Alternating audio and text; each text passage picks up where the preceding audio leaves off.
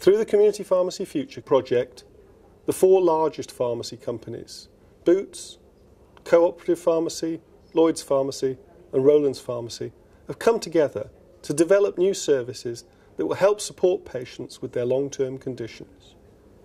We've developed 3 new services. The 4 or more medicines service, which is aimed at supporting patients who are using multiple medicines and who are aged over 65 years old. The COPD support service, which is aimed at supporting patients who've been diagnosed with COPD. And the COPD case finding service, where we're aiming to identify some of the 2.2 million patients who are undiagnosed with COPD, who may have the condition and who would benefit from early interventions. The 4 or more medicine service was developed to help patients over the age of 65 and who are on 4 or more medicines. The idea of the service was to look at the patient on the whole and talk to them about various aspects of their medication and also about their quality of life as well. So we recruited patients, which was a group effort in the store, and then we did an initial consultation with that patient to speak to them about their medications, how they took the medications, whether they took them sort of on a regular basis or whether they were taken sort of ad hoc. We looked at their risk of falls and then also looked at their pain management as well, which particularly was important for the sort of when required and sort of regular medications. And the patients had lots of time to ask questions around the subject, reasons why they were taking a certain medication and the timing of certain medications. But I found it easier because we were sitting in that little room and it was easier to chat to you, like Julie says, more like a friend on a one-to-one basis. We also looked at adherence, so we spoke to the patients about if they forgot to take their medications, how they coped with that, whether there were things that we could help them with if there were occasions where they did forget to take the medications, and we also looked at their quality of life as well. We'd discuss diet and lifestyle. I take on board of what he'd said about salt and stuff like that and sugar, and I've altered my diet accordingly to cut back on all those. And also he brought to my attention about the amount of alcohol I was drinking, which I didn't realise until I started checking the bottle after having the conversation with him. We then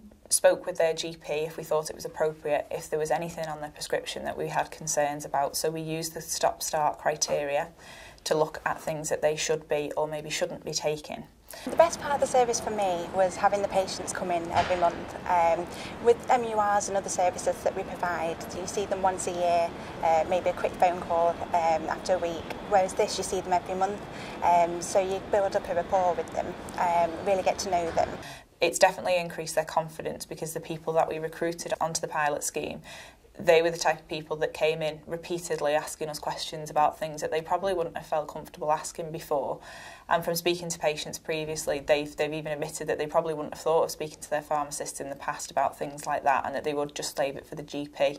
You've helped us to understand deeper what we're taking and why we're on them. I find that being able to talk to the chemist is better than mithering the doctor.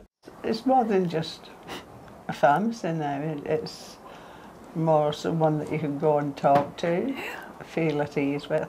It would be beneficial to the patients because obviously it gives them that extra layer on top of what the GP is doing, so it doesn't take away from what the GP is doing, it actually supports the GP in delivering what they need to deliver.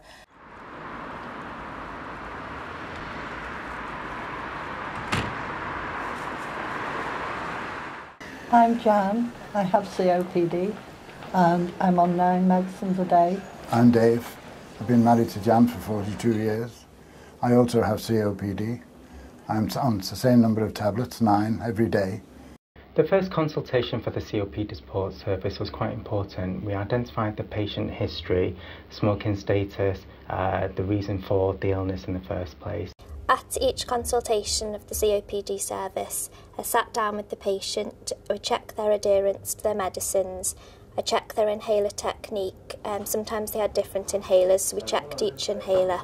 There was a big reduction in people's smoking because the uptake of the smoking cessation service was obviously vital amongst some of the patients that were still smokers, and they felt a lot better in themselves after quitting cigarettes.